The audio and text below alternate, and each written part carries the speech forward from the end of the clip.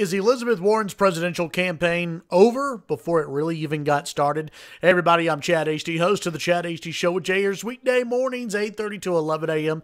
Central Time on News Talk 95.1 FM and 790 a.m.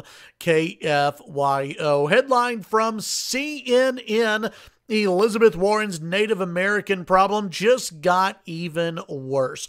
Let me read part of this story from CNN. For months, Elizabeth Warren has struggled to get from out under the muddled and occasionally contradictory story that she has told about her own belief in her Native American heritage and whether she ever either claimed that background on documents or received any sort of advantage from it. On Tuesday, Warren's claims took a major hit. Washington Post reported on a Texas bar registration card from 1986 in which clearly and apparently in her own handwriting, the Massachusetts Democrat had written American Indian when asked to identify her race. Neither Warren nor her office denied the authenticity of the document, nor that it was the senator's, the senator's signature on it. Quote, "I can't go back," Warren told the Post in an interview on Tuesday, "but I am sorry for furthering confusion on tribal sovereignty and tribal citizenship and the harm that has resulted."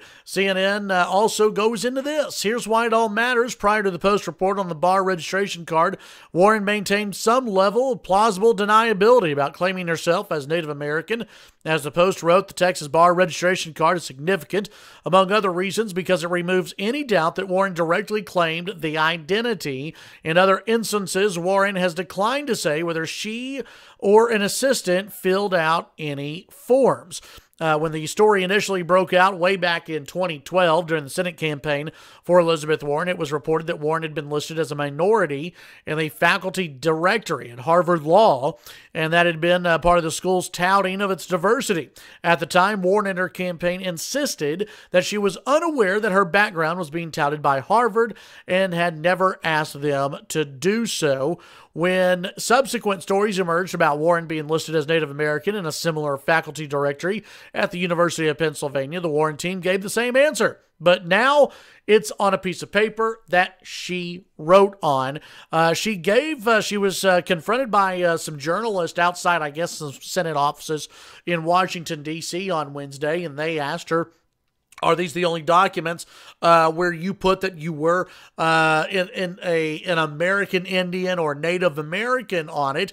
And she couldn't answer the question. She just said, "Well, you know, that was that was consistent with my thinking at the time. It's the story that I grew up with." So in other words, now Elizabeth Warren is, I guess, trying to blame her family and family stories for not knowing that she was not really a Native American and not understanding that she was claiming a ethnicity that was really not hers.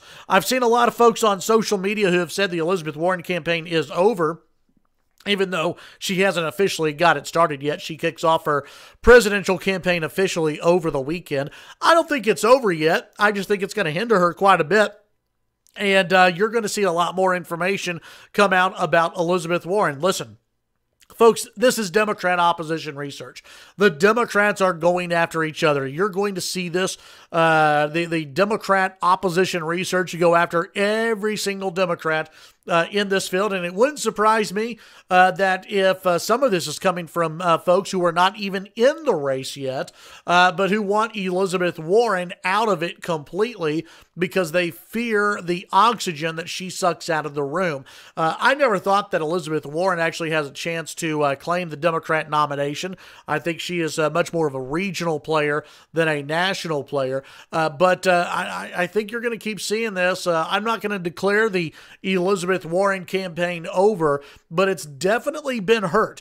You don't want this amount of bad press going into the day that you're supposed to announce your campaign. It looks like she has fumbled this. It's not a good way to start off the campaign. Can she recover? Of course she can, but she's given a lot of fodder to her enemies, both on the Democrat side and on the Republican. Tune in to the Chad Hasty Show weekday mornings 8:30 to 11 a.m. Central Time on News Talk 95.1 FM and 790 a.m. KFYO. Have a great day.